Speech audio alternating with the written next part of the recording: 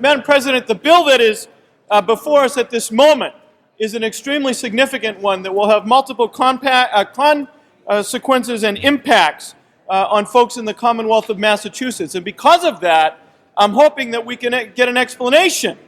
This measure came rather expeditiously from the Committee on Ways and Means. We had a limited amendment deadline. There's a lot to think about and a lot to consider here, so I'm hoping we can at least start with an explanation of what this bill, as it's presented to us out of the Committee on Ways and Means, actually does. And I know that there are several folks that are eminently qualified to provide us with that explanation. I think we may hear from the gentleman on the Cape and the Islands who is smiling just to have the opportunity to speak to this subject, which I know he has spent a considerable amount of time with. And I look forward to his explanation. Thank you, Madam President. Okay. Maybe sorry for what he asked for in this case, but I appreciate the opportunity to speak to this bill. And Madam President, I appreciate and respect your leadership and passion on this issue. It's such an important issue. And that you got this done before this year runs out is really important as well. I rise to speak in favor of Senate Bill 1925 as co-chair of the Joint Committee on Labor and Workforce Development that heard compelling testimony back in June on this bill. I also speak as somebody who understands the impact and import of this legislation, in part because I've had the great experience and good fortune to start a business in the Commonwealth. I myself began my career as a mechanic and a pilot earning minimum wage. It's a long time ago, but starting at minimum wage. And then 25 years ago, with great collaborators, just 6 employees and 1 airplane, Cape Air was formed. Today, that airline employs more than 1,000 people and serves communities around the world, but is still headquartered here in Massachusetts. Also, as far as background, I've had the honor to chair one of the largest regional chambers of commerce in Massachusetts, down on the Cape and Islands. I've served on bank boards, on loan committees, and I accepted his appointment and served for 6 years on the New England Federal Reserve Board's Advisory Council. So I have firsthand a lot of experience on the real impact of moving the minimum wage just closer to a livable wage, just closer to a livable wage. And I stand here to say that from every conceivable perspective, as a matter of fundamental fairness and smart economic policy, helping hardworking people and stimulating growth, this is the right thing to do. Many of us here remember back in the 1960s and 1970s the halcyon days for our economy. And in many ways, those were halcyon days. We could have a long conversation here about why that was so and why wage earners with middle or low incomes were better off then. We could talk about tax codes, we could talk about labor representation, we could talk about salary structures and all kinds of things. But today we're here to talk about one crucial point that we need to acknowledge. Since 1968, the minimum wage in Massachusetts, adjusted for inflation, has gone down by 25%. Let me say that again because the reality of that is so stark. Since 1968, the minimum wage in Massachusetts has declined in real buying power by 25%. If the minimum wage had grown at the same rate as the goods that people buy in the Commonwealth, the minimum wage right now would be at $10.72 an hour. This legislation would do nothing more than begin to restore the minimum wage to the levels of 30 years ago, when our nation experienced great prosperity, not just for the few, but for the many. It is no coincidence that as the middle class has been weakened, minimum wage has declined so dramatically. The wealth and assets that have concentrated in fewer and fewer hands have come from somewhere. They have come at the expense of middle and lower wage earners. And that is the great cost of the run-up we have seen in recent years. So restoring the minimum wage is an important step towards rebalancing our top-heavy economy. Who are the people who would benefit most by passing the bill today? Who are the people who are only earning $16,000 a year with full-time jobs? 60% of these minimum wage earners, 60% are women, and they would receive 58% of the benefit should the minimum wage just be raised to $9 an hour. Increasing the minimum wage, when we do that to $10 an hour, will directly benefit 124,000 children in the Commonwealth. Another great benefit of raising the minimum wage is that it will stimulate our economy. Of the 3.8 million workers in Massachusetts, about 581,000 will directly benefit from restoring the minimum wage. And studies have shown that when low and middle earners spend more, or when they have the capacity to spend more, they will spend it, often in the stores and shops where they work and in the neighborhoods where they live. They don't put their money into tax shelters or keep it in the sidelines, whether it's an ice cream store or an airline, a family restaurant or a neighborhood hardware store. Restoring the minimum wage will stimulate the economy from the bottom up and from the middle out. This is no panacea, but this is one tool to address the fundamental inequality and widening economic gap in our society. The wealthiest 5% in the U.S. 30 years ago controlled roughly 30% of the assets in this country. The top 5% controlled roughly 30%.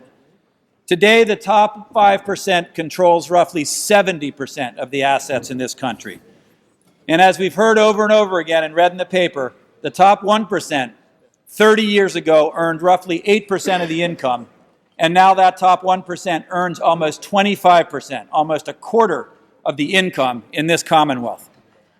In this latest recovery, in this latest so-called recovery, the top 1% have garnered 95% of the gains in the recovery since the Great Recession of 2008. The top 1% has garnered 95% of those gains. Generations ago, Henry Ford, I think, said it well. We must pay our workers enough so that they can go out and buy what they are producing. Otherwise, we will undermine and destroy our economy and our society. Today, we must insist on the same for all people working in every corner of our communities, who no longer can afford to buy the things that they produce or the merchandises and services they provide. Today, we must remember once again that an economy that works for them benefits us all.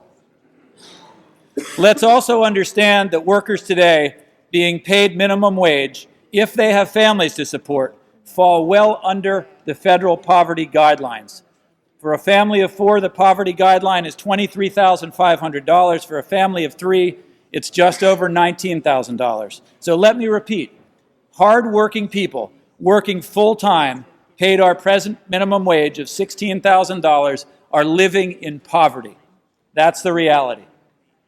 Many of them need basic public assistance to stay afloat, housing subsidies, health care insurance, even SNAP and other food and nutritional programs, energy assistance, educational support. And remember, these are full-time working people. Here's how outrageous the situation has become. One well-known large employer, that would be McDonald's, has set up a hotline, a McCall line, which helps its employees enroll for public assistance. So if you work a front line at McDonald's, the company has a number that you can call because they acknowledge that you're not getting paid enough to make ends meet, where the company will help you identify government subsistence and government programs. It's outrageous. And our workforce's largest employer in the country, that would be Walmart, is the biggest consumer of taxpayer assistance and food stamps.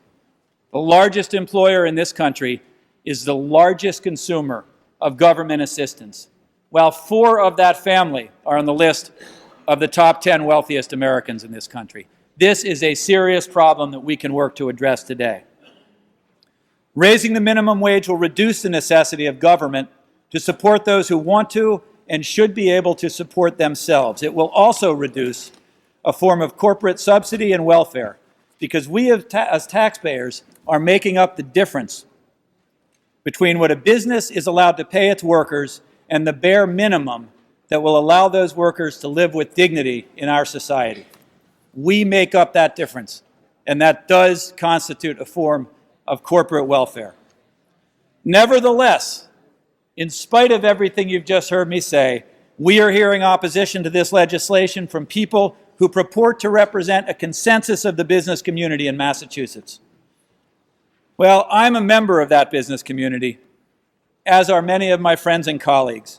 And on this issue, their opposition does not represent many of us who strive to pay our employees a living wage.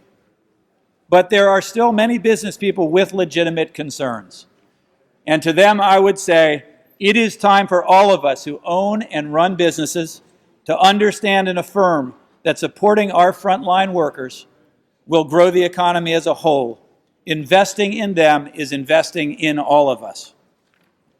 I know from decades of personal experience working with hundreds of business people and entrepreneurs that we do not need to pay people below the poverty level to create successful businesses.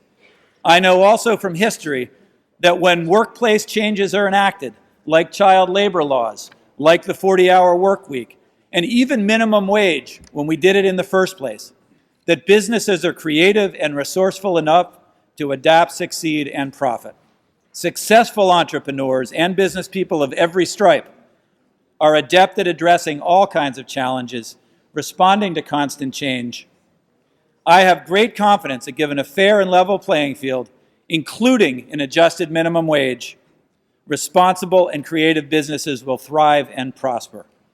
So in conclusion, we need to realize that the great benefits we reap in restoring the minimum wage and indexing it to inflation are not simply economic benefits. Our neighborhoods will be stronger. Our middle class will be stronger. Our government will be stronger. Our tax base will be stronger. Our state will be stronger. Our moral foundation will be stronger. All of us will be stronger. This is the right thing to do. Thank you, Madam President, and I ask when a vote be taken, it be taken by a call of the yeas and nays. When a vote be taken a call the yeas and nays. Those standing with him, please rise and be counted. A sufficient number having risen, the yeas and nays will be ordered. Is he still speaking?